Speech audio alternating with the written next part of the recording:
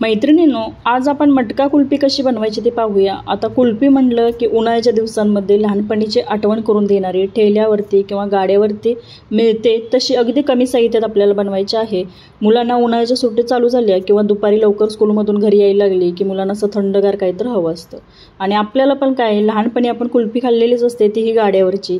अशीच जर कुल्फी घरी बनवता आली तर आणि कमी साहित्यात झटपट होणारी अशी आहे। आज बनवून ठेवली म्हणजे आज संध्याकाळी बनवून ठेवली तर उद्या दुपारी खाण्यासाठी तयार होते। त्यासाठी आपण कोणतीही मिल्क पावडर किंवा खवा मावा काही वापरणार नाही, अगदी कमी मोजक्या साहित्यात बनवायचे आहे।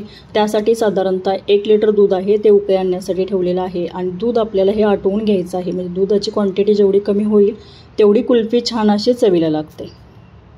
दूध जास्त प्रमाणात आटलं गेलं तर कुल्फी जी बनवणार आहे ती अगदी रवाळ अशी कुल्फी होते, दाणेदार अशी मटका कुल्फी आपण म्हणतो किंवा बाहेर आपण मार्केटमधून जी कुल्फी गाड्यावरती जी भेटते ती खातो, अगदी दाणेदार अशी कुल्फी तयार होते, छान होते। आणि घरी बनवलेली कुल्फीला जी चव आहे ते मी तर म्हणते की बाहेरून जे आपण विकत आणतो त्या कुल्फीला नाही। दुधाला छान अशी उकळी आलेली आहे आणि दुधाला उकळी आल्यानंतर गॅसची फ्लेम आपल्याला लो ठेवायची आहे आणि हे जे दूध आहे एकसारखं आपल्याला ढवळत राहायचं आहे, कारण दूध तळाशी लागण्याची शक्यता असते आणि खाली जर तळाशी करपलं तर जी कुल्फी आहे त्याला पण असं करपल्यासारखा वास येतो।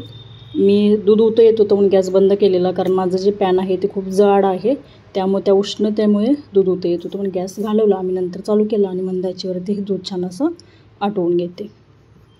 कढईला जी साई जमा होते किंवा क्रीम जी जमा होते ती अगदी खरडून आपल्याला पातेल्याची किंवा कढईला जर चिकटली तर काढायची आहे, नंतर ती करपली जाते, त्यामुळे एकसारखं आपल्याला आणि ती कढईला जी जो थिकनेस आहे जी साई जमा होते त्यामुळेच टेक्स्चर जे आहे ते खूप छान असं कुल्फीला येतं, दूध पटकन आटलं जातं।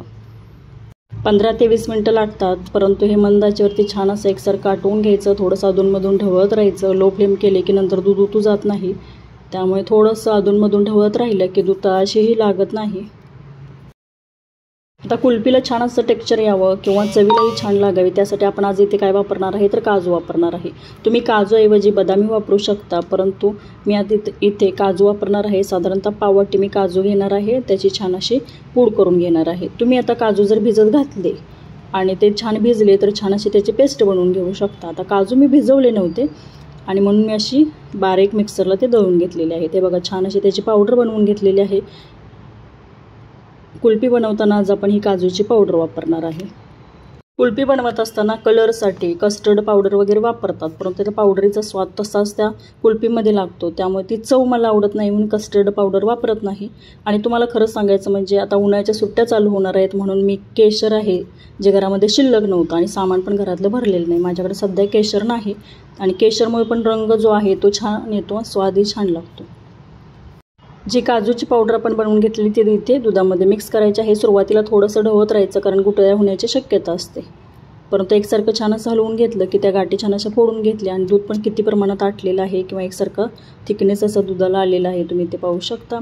आता थोडेसे पिस्ता जे होते मी थोडेसे बारीक कट करून घेतलेले आहे, ते त्यामध्ये फ्लेवरसाठी ॲड केलेले आहेत। पाववाटी आपल्याला साखर घालायची आहे। 1 लिटर दूध आपण आटवलेलं आहे, त्यासाठी पाववाटी साखर पुरेसे आहे, कारण गोड जर म्हणता तुम्ही कमी अधिक प्रमाणात घेऊ शकता, परंतु हे साखरेचं जे प्रमाण आहे ते अचूक आहे। साखर घातल्यानंतर थोडंसं मिक्स करून घेतलं। आता काजू पावडर त्यामध्ये घातल्यामुळे थोडंसं दाटसर तुम्हाला ते दिसत असेल, हे बघा अशी कन्सिस्टन्सी आपल्याला ठेवायची आहे आणि नंतर आपल्याला गॅस बंद करायचा। आता साखर विरघळेपर्यंत थोडंसं मी ढवळून घेते आणि गॅस बंद केल्यानंतर हे जे मिश्रण जे आहे ते अगदी थंड होतं। थंड झाल्यानंतर कसं होतं थोडंसं दाटसर होतं आणि अगदी रवाळ असं जी बनवलेली कुल्फी आहे ना, रवाळ अशी छान कुल्फी होते। मी नाही ते गॅस बंद केलेला आणि थंड झाल्यानंतर इथे पाहू शकता कसं तुम्हाला एकदम दाटसर असं दिसत असेल। हे जे मिश्रण आहे जे आपण बनवलेलं आहे ते अगदी थंड झालेलं असावं, पूर्णपणे नॉर्मल टेम्परेचरवरती ते मला थंड होऊ दिलेलं आहे आणि नंतर मी तुमच्याकडे जर कुल्फीचे मोड असतील तर तुम्ही ते वापरू शकता। आता माझ्याकडे कुल्फीचे मोड तर नाहीत म्हणून मी हा एक स्टीलचा डबा घेतलेला आहे, एक फुलपात्र घेतलेलं आहे। तुम्ही कप वापरू शकता, कुल्फीचे मोड असतील तर ते उत्तमच आहे, परंतु आता नाहीत म्हटल्यानंतर या डब्यामध्ये मी बनवते आणि मी मागच्या वर्षी पण व्हिडिओ अपलोड केलेला आहे, तो पण व्हिडिओ तुम्ही जाऊन बघा। मी या डब्यामध्येच बनवलेली होती आणि कुल्फी छान झालेली। ती बनवत असताना मी साखर जी आहे ते कॅरेमल करून वापरलेली आणि त्यातला रंग जो आहे अगदी सुरेख आलेला, तो पण व्हिडिओ मी 1-2 दिवसात नक्कीच अपलोड करेन। थोडंसं मिश्रण या डब्यामध्ये ओतून घेते, राहिलेले मिश्रण मी फुलपात्रामध्ये ओतते. आता खरं सांगायचं म्हणजे आईस्क्रीम स्टिक किंवा कुल्फीच्या ज्या स्टिक बाजारात मिळतात त्याही नव्हत्या. मग मी काय केलं, डबा थोडासा अर्धा भरून घेतला, जास्त भरला नाही.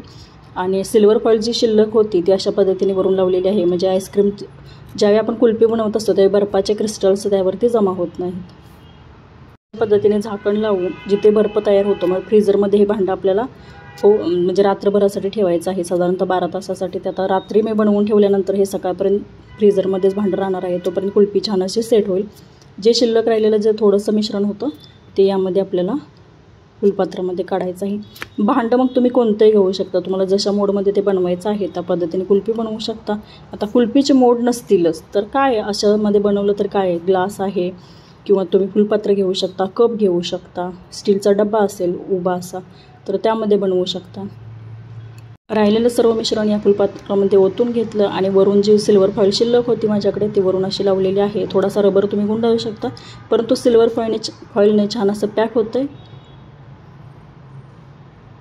आणि आता आपल्याला हे फ्रीझरमध्ये ठेवायचं आहे आणि सकाळी आपण पाहणार आहे की आपली कुल्फी कशी सेट झालेली आहे.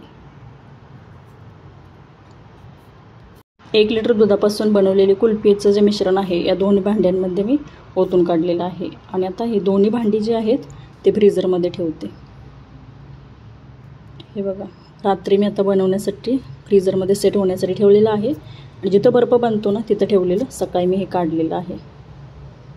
आता एका डब्यातलीच फक्त आपण कुल्फी काढूया. मी दोन्ही भांडी साईडला काढली आणि नंतर माझ्या लक्षात आलं की मुलं स्कूलमध्ये आहेत आणि ज्यावेळी मुलं येतील त्यावेळी फुलपात्रातली कुल्फी साईडला काढूया. आता तुम्हाला दाखवण्यासाठी मी हा डबा घेतलेला आहे आणि तो आपल्याला थोडासा पाण्यामध्ये ठेवायचा आहे. नॉर्मल जे पाणी आहे ते घेतलेलं आहे, म्हणजे थोडंसं कुल्फी कसं डब्यातील अलगद आपल्याला साईडला करता येते. आईस्क्रीम स्टिक असेल किंवा कुल्फीच्या ज्या स्टिक मिळतात त्याच्यानुसार आपल्याला कुल्फी अलगद बाहेर काढता येते. आता माझ्याकडे नव्हती म्हटल्यानंतर मी हा चाकू त्यामध्ये घातला आणि हळूवारपणे डब्यातील कुल्फी अलगद साईडला काढलेली आहे. हे बघा किती छान असं टेक्स्चर आलेलं आहे कुल्फीला.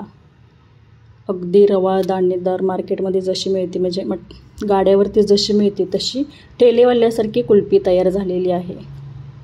त्यामध्ये कोणताही कलर ॲड केलेला नाही, पिस्ते फक्त घातलेले आहेत. म्हणजे पिस्ता घातल्यामुळे पिस्ता फ्लेवरची कुल्फी तुम्ही म्हणू शकता.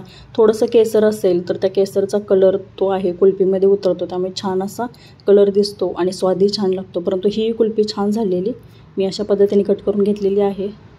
आता थोड्याशा त्यामध्ये कुल्फीच्या स्टिक असत्या तर आणखी छान असं तुम्हाला मी ती कुल्फी उचलून दाखवली असती. नंतर मी चाकूमध्ये थोडंसं चाकूच्या साहाय्याने त्यातील एक तुकडा आहे तो उचलून घेतलेला आहे आणि मी तुम्हाला दाखवलेलं किती छान अशी सुरेख कुल्फी तयार झालेली आहे. सांगा, अगदी घरी असणाऱ्या साहित्यामध्येच. हे बघा अशा पद्धतीने मी, आणि मला तुम्ही सांगा, कमेंट करून नक्की सांगा की कुल्फी कशी झालेली आहे. आणि त्याचं टेक्स्चर बघा, अगदी ठेलेवाल्यावर जवळ जशी कुल्फी भेटते त्यापेक्षाही छान अशी चवीची होते, कारण मी ती खाऊन पाहिलेली, अगदी छान अशी झालेली. मग या पद्धतीने तुम्ही कुल्फी नक्की बनवा आणि बनवल्यानंतर मला कमेंट करून नक्की सांगा. आपल्या चॅनेलवरती जे व्हिडिओ अपलोड केलेले असतात अगदी साध्या सोप्या पद्धतीने घरी असणाऱ्या मोजक्या साहित्यात बनवलेल्या रेसिपी असतात. तुम्ही त्या जाऊन नक्की पहा. चॅनेलवरती नवीन असाल तर सबस्क्राईब नक्की करा. व्हिडिओ पाहिल्याबद्दल धन्यवाद.